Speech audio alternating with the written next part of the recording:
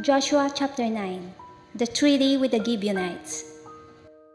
And it came to pass, when all the kings who were on this side of the Jordan, in the hills and in the lowland, and in all the coasts of the great sea toward Lebanon, the Hittite, the Amorite, the Canaanite, the Perizzite, the Hivite, and the Jebusite, heard about it, that they gathered together to fight with Joshua and Israel with one accord.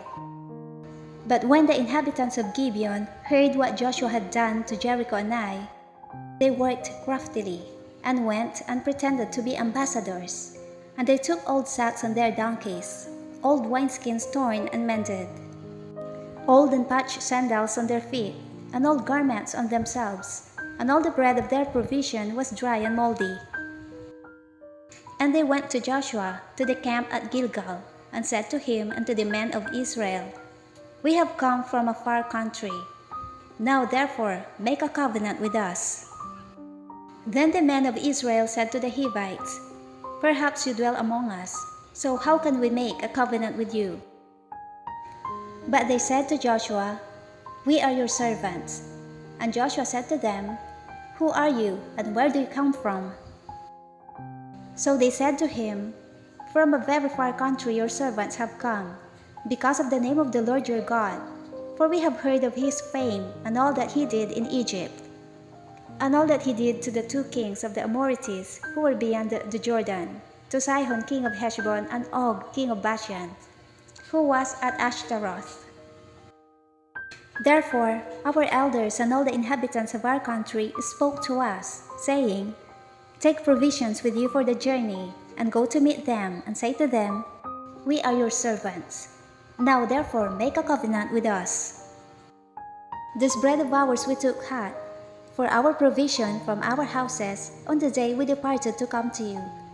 But now look, it is dry and moldy.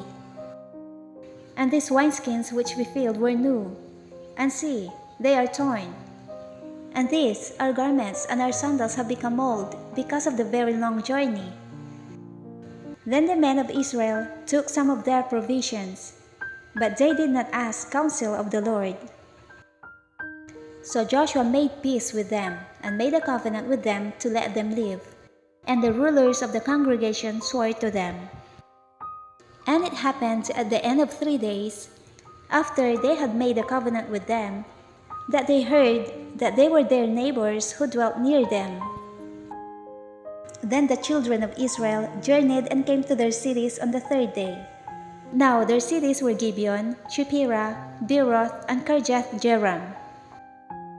But the children of Israel did not attack them, because the rulers of the congregation had sworn to them by the Lord God of Israel. And all the congregation complained against the rulers. Then all the rulers said to all the congregation, "We have sworn to them by the Lord God of Israel. Now therefore we may not touch them. This we will do to them. We will let them live, lest wrath be upon us because of the oath which we swore to them."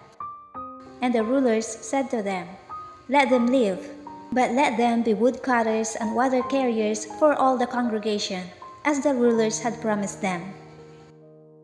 Then Joshua called for them, and he spoke to them, saying, "Why have you deceived us, saying, 'We are very far from you,' when you dwell near us? Now therefore you are cursed, and none of you shall be freed from being slaves, woodcutters, and water carriers for the house of my God." So they answered Joshua and said, "Because your servants were clearly told that the Lord your God commanded his servant Moses to give you all the land, and to destroy all the inhabitants of the land from before you, therefore we were very much afraid for our lives because of you, and have done this thing. And now here we are, in your hands. Do with us as it seems good and right to do to us." So he did to them, and delivered them out of the hand of the children of Israel, so that they did not kill them. And that day Joshua made them woodcutters and water carriers for the congregation and for the altar of the Lord, in the place which he would choose, even to this day.